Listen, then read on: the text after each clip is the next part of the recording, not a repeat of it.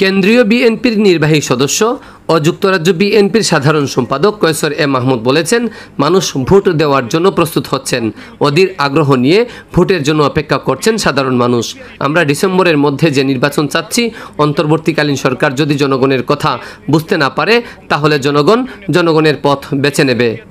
Vote দেওয়ার জন্য অতি আগ্রহে বসে আছে, সবাই প্রস্তুত। আমরা ডিসেম্বরের মধ্যে যে নির্বাচন আমরা চাচ্ছি, এই অন্তর্বর্তীকালীন সরকার অবশ্যই এটা দেওয়ার জন্য আহ্বান জানাচ্ছি।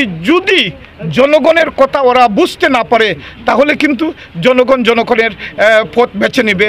কিন্তু আমরা বিশ্বাস করি তারা জনগণের কথা, বিএনপির কথা, সব রাজনৈতিক দল যেটা চাচ্ছে ডিসেম্বরের মধ্যে নির্বাচন হবে ইনশাল্লাহ। রবিবার ঈদ পরবর্তী শুভেচ্ছা বিনিময়ে এসে বিকাল 4টায় শান্তিগঞ্জ উপজেলা বিএনপির আহ্বায়ক কমিটির সদস্য মহিরুদ্দিনের বাড়িতে সাংবাদিকদের সাথে আলাপকালে এসব কথা বলেন তিনি বলেন, বিএনপির ভারপ্রাপ্ত চেয়ারম্যান তারেক রহমান বলেছেন, ডিসেম্বরের মধ্যে নির্বাচন দিতে হবে। এটা শুধু বিএনপির বক্তব্য নয়, বাংলাদেশের 18 কোটি মানুষের প্রাণের দাবি। বিএনপির জাতীয়তাবাদী দলের ভারপ্রাপ্ত চেয়ারম্যান মহোদয় ইতিমধ্যে বলেছেন ডিসেম্বরের মধ্যে নির্বাচন দেওয়ার জন্য। এটা শুধু বিএনপির বক্তব্য নয়, বাংলাদেশের 18 কোটি মানুষের এখন প্রাণের দাবি, যত দ্রুত সম্ভব নির্বাচন।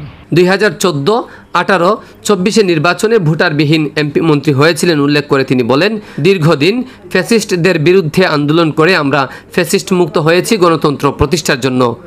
17 বছর ভোটারবিহীনভাবে এই দেশ চলেছিল। 3টা ইলেকশন হয়েছে, 14 ইলেকশন, 18 ইলেকশন, 24 ইলেকশন। ভোটারবিহীন এমপি হয়েছিল, মন্ত্রী হয়েছিল। দেশনায়ক তারেক রহমানের নেতৃত্বে 17 বছর আন্দোলন করে আমরা ফ্যাসিস্ট মুক্ত হয়েছি। কিসের জন্য হয়েছি? আমরা ফ্যাসিস্টের পতন হয়েছে গণতন্ত্রের জন্য, একটি গণতান্ত্রিক সরকারের জন্য। দীর্ঘ 17 বছর ভোটারবিহীনভাবে এই দেশ চলছিল, এই জনপ্রতিনিধি হচ্ছিল, কোনো ভোটের প্রয়োজন হয় নাই। এর আগে বিকাল 2টায় শান্তিগঞ্জ উপজেলা পরিষদের সাবেক চেয়ারম্যান ও সুনামগঞ্জ জেলা বিএনপির আহ্বায়ক কমিটির সদস্য ফারুক আহমদের বাড়িতে উপজেলার বিভিন্ন দলের নেতাকর্মীদের সাথে শুভেচ্ছা বিনিময় করেন তিনি। পরে বিকাল 5টায় পূর্ব পাগলা ইউনিয়ন বিএনপির সাবেক সভাপতি ইরান উদ্দিনের বাড়িতে যান যুক্তরাজ্য বিএনপির গুরুত্বপূর্ণ এই নেতা। সেখানে নেতাকর্মীদের সাথে শুভেচ্ছা বিনিময় হয় তার। সবশেষে সন্ধ্যায় দরগাপাশা ইউনিয়নের ইশাকপুর গ্রামের আব্দুল বাহার লন্ডনের বাড়িতেও ঈদের শুভেচ্ছা বিনিময় করেন কৈসর এ মাহমুদ।